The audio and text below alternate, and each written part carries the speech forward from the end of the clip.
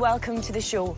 Now, property investors are many and varied, and on this show, we get to hear all their different stories. Yes, they often have different plans with contrasting results. Yes, but a good place to start on your property journey is down at your local property auction.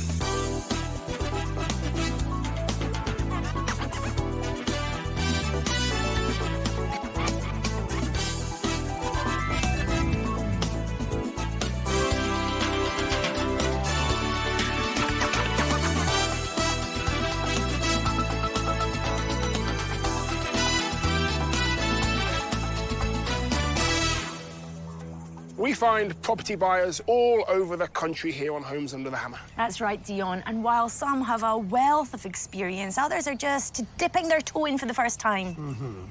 But whatever the backgrounds, the stories are always worth telling. So let's find out what's coming up on today's show. And Dion's giving us gregarious greetings inside this three-bed semi in Stoke. Welcome to the dining room. All these properties have been sold at auction, and we'll find out who bought them and what they paid for them when they went under the hammer. 1, 2, 3, and gone.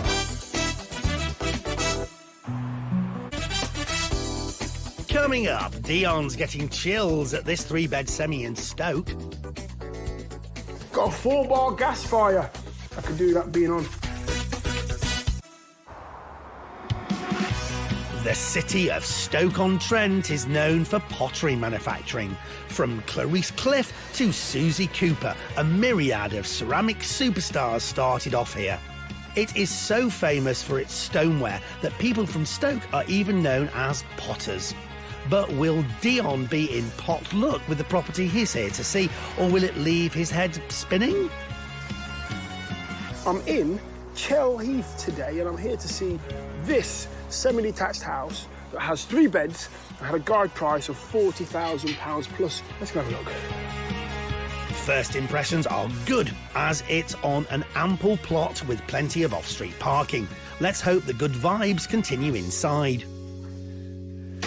Now that's a nice size hallway, I've got to say. And there's your stairs going up to your bedrooms. Nice solid staircase as well. And then you come into this good size sort of living lounge area. Nice big window letting loads of light in.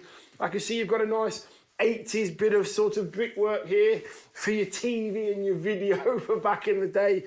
Got a 4-bar gas fire. I could do that being on. Right now, it's a bit chilly today, but the room itself is a good size. Nice little ceiling rose there, big window letting lots of light in. This room is all right. Fireplaces like these went out of style along with leg warmers and sweatbands as leisure wear. So yes, it's time to strip it out. But as it's gas, you'll need to get in a gas-safe engineer to do the job.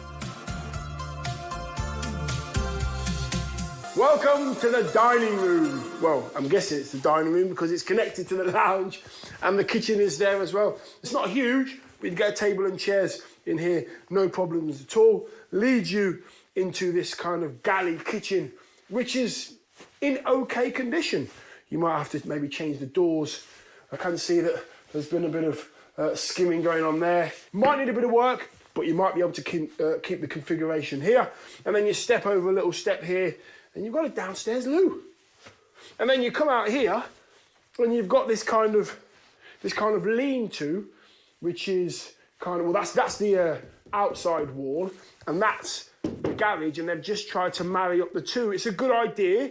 It's a great way of creating more inside space, but I can see that there's a bit of mould and damp down there, and I can see that there's a bit of bubbling on the wall as well. So it's always good to have a bit of extra space on the inside. The building itself, the lean-to, could do with a few quid spent on it just to bring it up to date. Now, always look to see if you can extend the property. There's space here to do that. It's going to cost you a few quid. Are you going to get it back? I'm not sure. Check the ceiling price in the area. Possibly not with this property. The back garden itself is a good size. You've got a bit of patio area. There's fields surrounding you. There must be loads of good walks and dog walks as well. So the area is good. And it's a bit of a sun trap.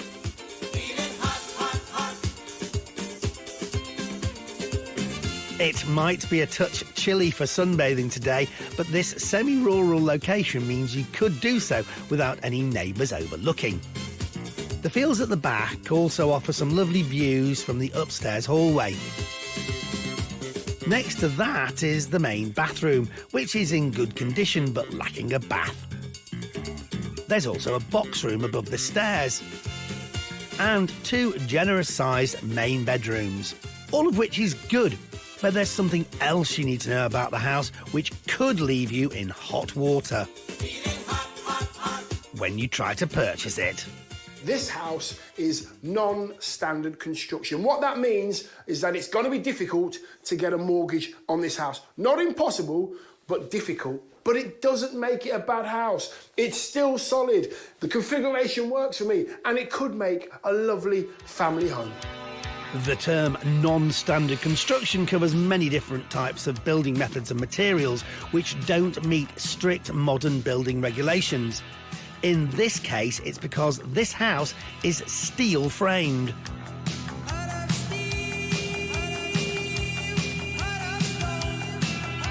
It was built by the British Iron and Steel Federation, set up after the war to provide a much-needed boost in industry, employment and social housing.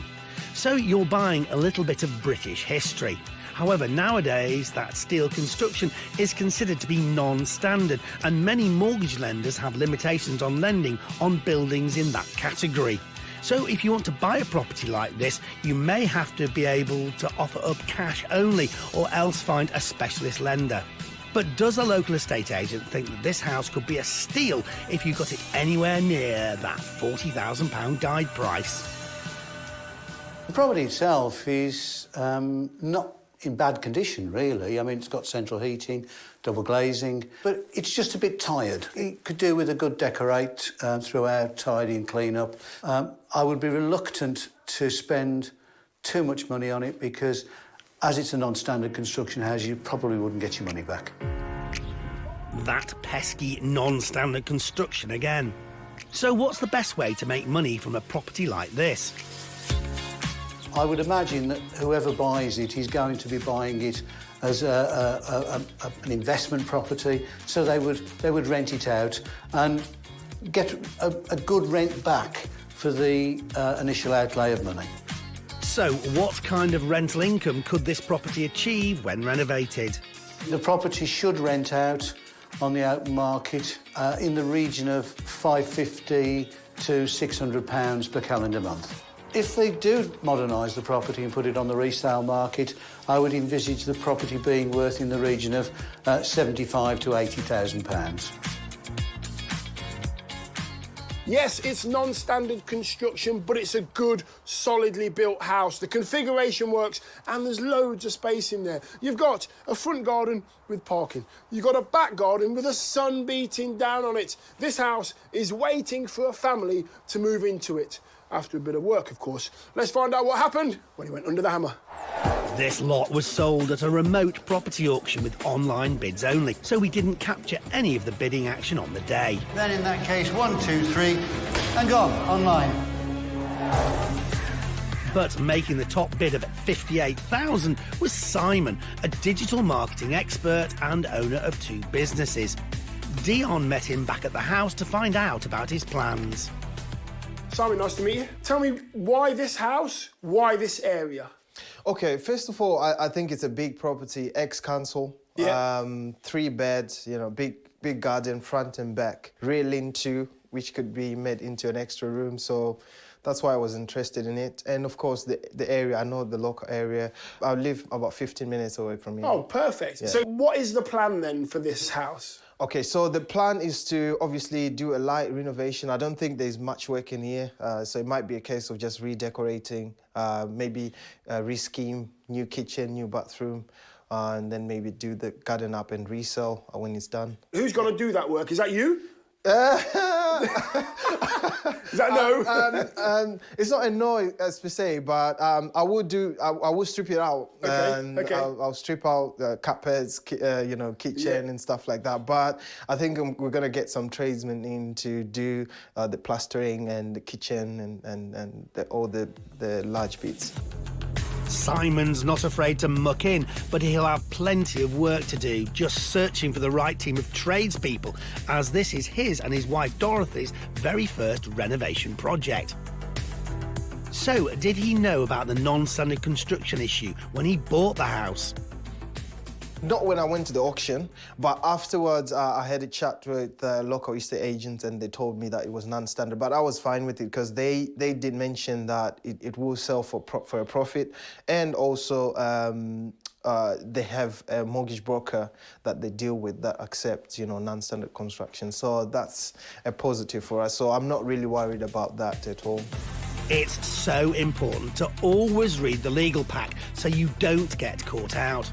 Simon wants to sell the property on, so here's hoping the house will be mortgageable, as he'll need the capital to continue his dream of renovating property full-time. So is it just you and Dorothy, or is there more family? I've got 2 boys. One is 2 years old, one is 3 months. What are their names? What are their names? So there's Daniel and there's Gard. Oh, wow. Yeah. You tired? Nah, we're used to it. Yeah, you get used to it. You get used to it. That is great, isn't it? Yeah. Pastimes. What's your sport, by the way? What sport do you do? Cricket. You're a cricketer? Yeah. Do you actually play, or do you just like the sport? No, I played professionally. Yeah. You play professionally? Yeah. Who for? Yeah, I played for my country. I played at the World Cup under-19. For which country? Zimbabwe. That's amazing. You played in the World Cup for under-19s? Yeah. For your country? Yeah. Simon currently plays cricket in the North Staffordshire and Cheshire Premier Division, as well as for his local cricket club. But will he knock the property game for 6, or will he be bowling a dibbly-dobbly? So what's your budget? So I think between 10 to 12. Okay. That's what I'm thinking. Well, if yourself and Dorothy are going to be mucking in, and that's going to save you a few quid as well, isn't it? Yeah, definitely. What about your timescale? How long is it going to take, you think? We're looking at 60 days max. So 60 2 months. days? Yeah. OK, that's cool. I like that, because you're very specific. Yeah. So then you can count it down, 59, 58, that's it, Yeah, have a calendar and a pen. Exactly, and just cross it out as you go. Cross it out, yeah. Simon, listen, good luck to you. You're ticking all the boxes. You've got your wife, Dorothy, by the side of you. The boys are going to be supporting you. Everything's pointing in the right direction. Good luck, and I hope it all works out. Thank you, Dion. Thank you. So, Simon, Dorothy, and the boys, don't forget the boys, have got themselves a good first project to be getting on with. But they are starting from the very beginning. They've got to find a team of builders. Simon wants to put in new kitchen, new bathroom. He wants to do a full refurb. But he will save a few quid because they're both, him and Dorothy, are willing to get mucked in themselves, which will help with the 12 grand budget. You can find out how they get on later in the programme. Well, so far we've seen the outcome for one of our properties. Yes, but stay right where you are because we've got 2 more results coming up. And it's time to find out how they got on.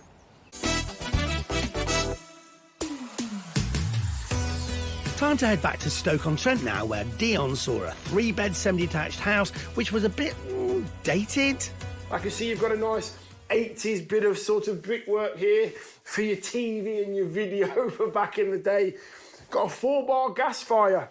I could do that being on right now. It's a bit chilly today, but the room itself is all right.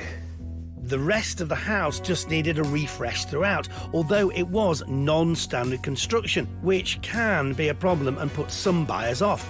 But not Simon. He purchased the property for £58,000. He's a digital marketing entrepreneur and pro cricketer who bought this with his wife Dorothy as their first property project. They wanted to fully modernise the house and then sell it on. Who's going to do that work? Is that you? Is that no? It's not a no as per se, but I would strip it out. Yes, this large property was going to take a bit of hard graft. And with a busy life and 2 young children, Simon was hiring professionals to get the work done for between £10,000 to £12,000. They hoped to have this first project complete on a somewhat specific timescale of 60 days. So we are back 62 days later. And what a difference those days have made. The old fireplace has gone and been replaced with a more contemporary one. All the walls downstairs have been replastered and given a fresh coat of paint. The new kitchen is much lighter and brighter, with grey worktops and units against white tiles. Plus, there's a new downstairs loo. Upstairs, the same colour scheme has been applied, and there's new flooring throughout. Simon and Dorothy have achieved their goal of finishing their first project together, but have the couple proved to be a well-oiled machine? As a team, I think we work well. We work well together, and we've been together for 6 years, so that has helped as well. And we have similar interests, so yeah. You know, we have been looking for properties for a while. So we sort of like had a vision board of, if we buy a house, what should it look like? So upstairs we went for the white because I just thought, you know, just keep it simple. Because at the end of the day, we're going to sell the house. Someone might want to come and make their own changes. Then downstairs, we went for the greys because at the moment, grey is sort of like trending and it looks nice. It's a nice, neat finish. Simon and Dorothy also discovered that the existing bathroom suite was only a year old, so they've just hung on to that. However, there was still plenty of work to do, both inside and out. We had a builder come in who did all the work with his team, and then we helped here and there when we could. I myself painted the gates, and Dorothy helped with the cleaning. Yeah. With all hands on deck, they've managed to stay under their budget, spending £9,500 on the work, and they've turned their first project around in good time. So I know some people use weeks to count down when they're doing projects, but we decided to go for days because each day had a specific job to do, and it made us keep in track because we were literally counting down the days to finish, even though it took us 2 days extra.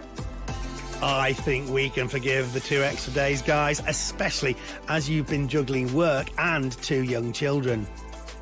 Daniel's just started his nursery. He loves it. He doesn't even want to come back home when you pick him up, so that's good. That's a good thing, isn't it? Yeah. Then Gad is more chitty-chatty. He's always bubbly, very playful, beautiful smiles all the time, and cuddles. Yeah.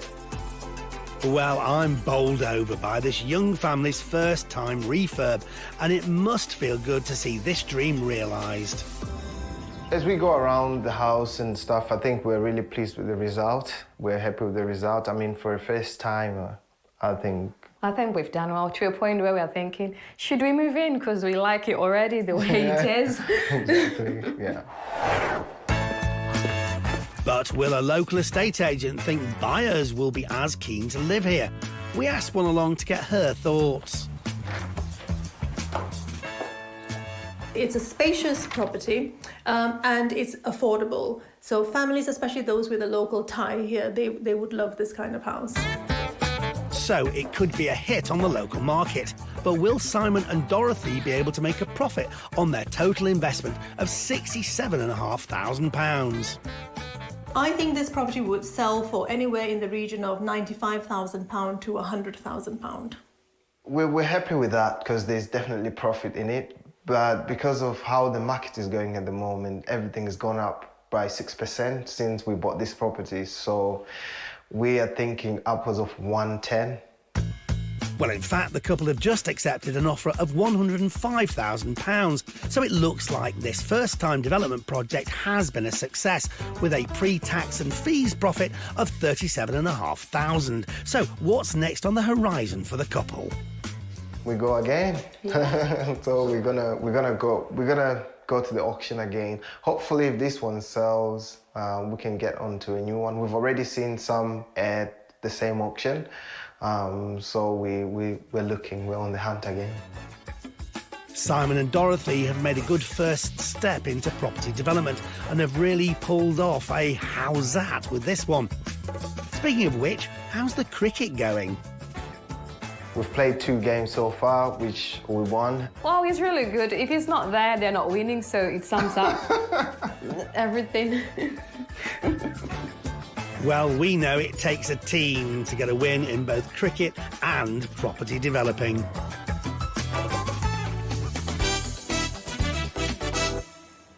That's the end of today's property tales, and they've left me feeling rather inspired. Agreed, Martel. It just goes to show how far hard work and dedication can get you. So for more inspirational tales, join us next time here on Homes Under the Hammer. Goodbye. Bye-bye. Goodbye.